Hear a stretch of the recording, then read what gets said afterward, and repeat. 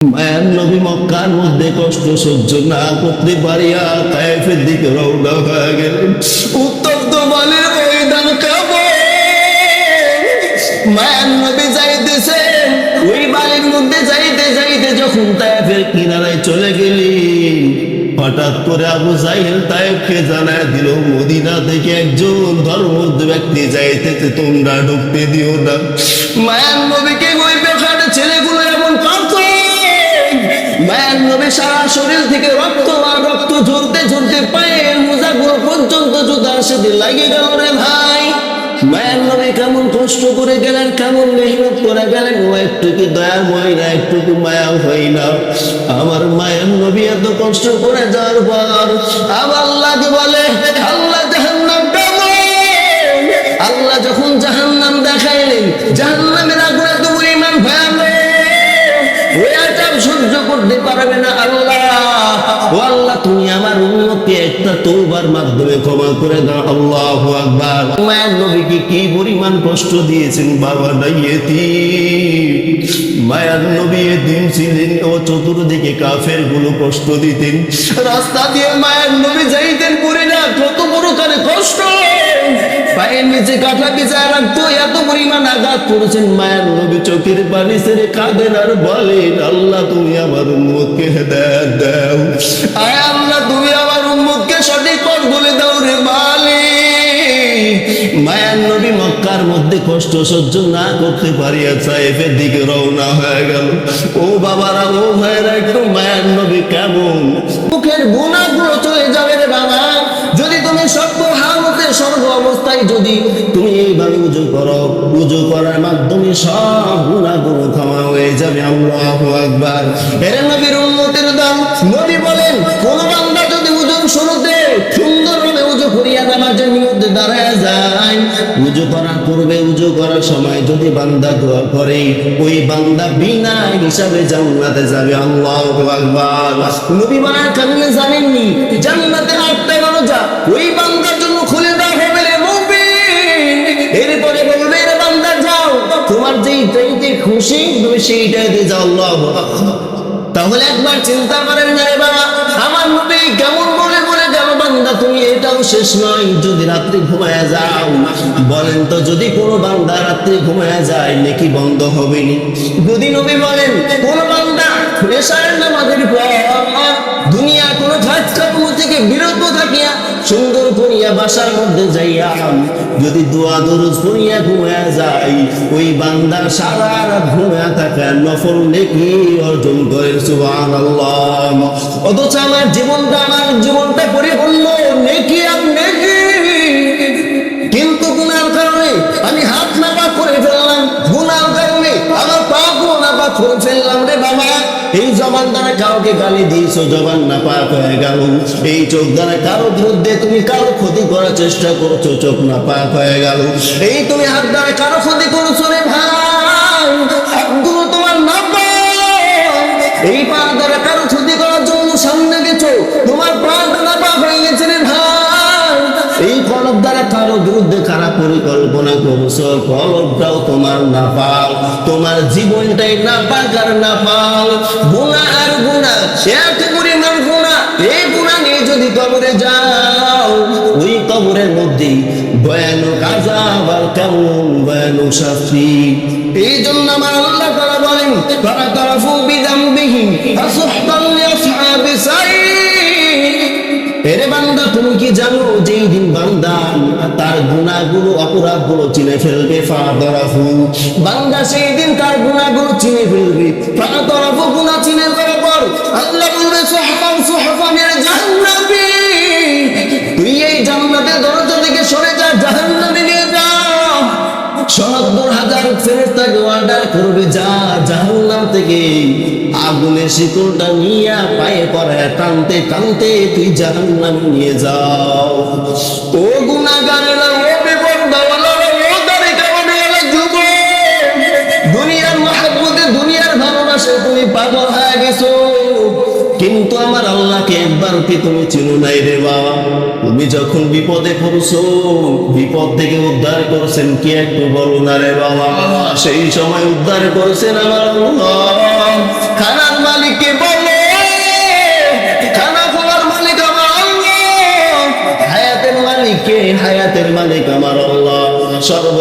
জগতে সর্ব অবস্থায় যিনি আমাদেরকে এত পরিমাণ নিয়ামত দান করেছেন, এর নবীর উম্মতের দল, ওই আল্লাহর প্রতি কি একটু তাওয়াক্কুল আসে না বাবা? ওই আল্লাহকে একটু কি ভয় আসে না রে মুমিন? ওই নবীর আদর্শ অনুযায়ী কি চলতে কি একটু কি মনে চাই না? একটু আওয়াজ দিয়ে বলেন না। তাহলে আমাদের মনের মধ্যে এত গাফলতি কেন? মায়ার নবী জীবনে একটু না বললেও হয় না। মায়ার নবীকে এত পরিমাণ কষ্ট দিয়েছেন, এত পরিমাণ আঘাত করছেন। মায়ার নবী ঘুমাইতে পারেন নাই, নামাজ পড়তেও পারেন নাই। মায়ার নবী নামাজ পড়তেছেন, এইদিকে বেঈমান কাফের মায়ার নবীর উপর ঘুরে গুলো চাপায় দিতে। জিন্দেগি মে বন্দেগি সুখ और नहीं, जिंदगी में बंदगी शर्मिंदा ही, दुनिया में हो तो दुनिया का ताल्लुकदार ना हो, ये दुनिया ये मिसल कागज फूल ही, ये दुनिया ये मिसल कागज फूल ही।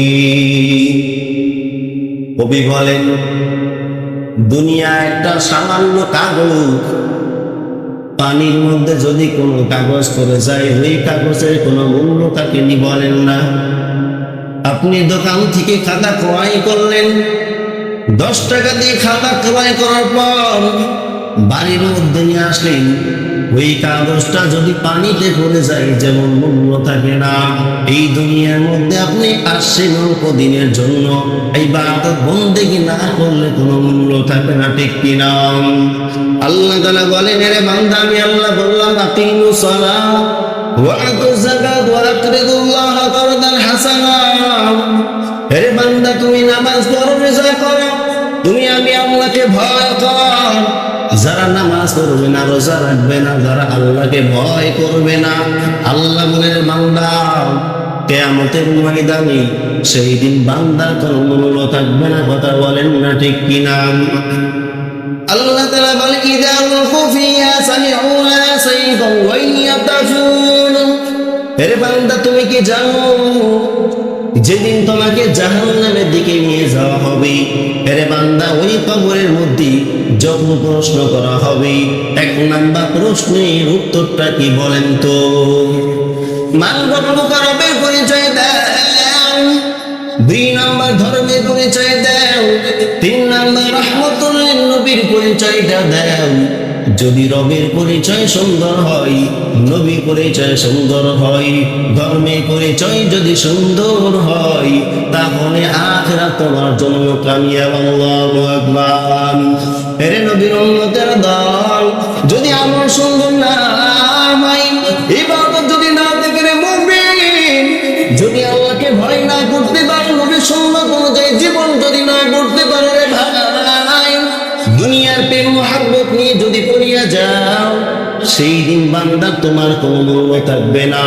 ওই দিন কিয়ামতের ময়দানে ফেরেশতারা বলবে, ইযা উলকু ফিহা সামিউ লাহা সাইগান ওয়া ইয়াতাফুন।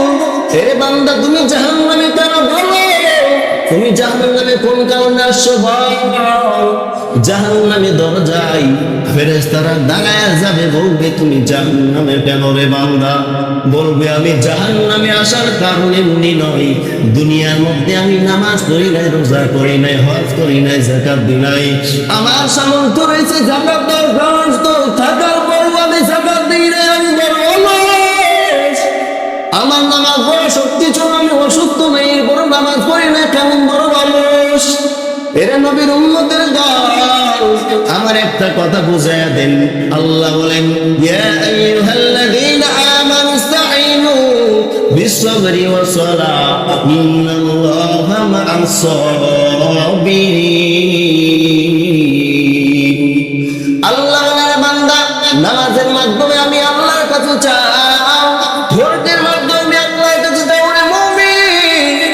তোমাদের কি প্রয়োজন, কি লাগবে, আমি আল্লাহর কাছে চাই। 2টি জিনিসের মাধ্যমে অনেক উপকার, কিন্তু কপালটা বড় খারাপ রে বাবা। নামাজ নাই, রোজা নাই, ধৈর্য নাই, কেমন বড় দুর্বল। নামাজ পড়তে পারি না, রোজাও রাখতেও পারি না। নবী যে সুন্নাত সেই সুন্নত অনুযায়ী চলতে পারি না। কথা বলেন না একটু ঠিক কিনা? আজকে মনে করেন আমার নবী বলে গেলেন, এরে আমার উম্মতেরা, জুমার দিন সর্বপ্রথম মসজিদের মধ্যে যে প্রবেশ করবে আল্লাহ ওই বান্দারে একটা কুরবানি করার নেকামুল নামে লিখে দিবেন। আল্লাহু আকবার।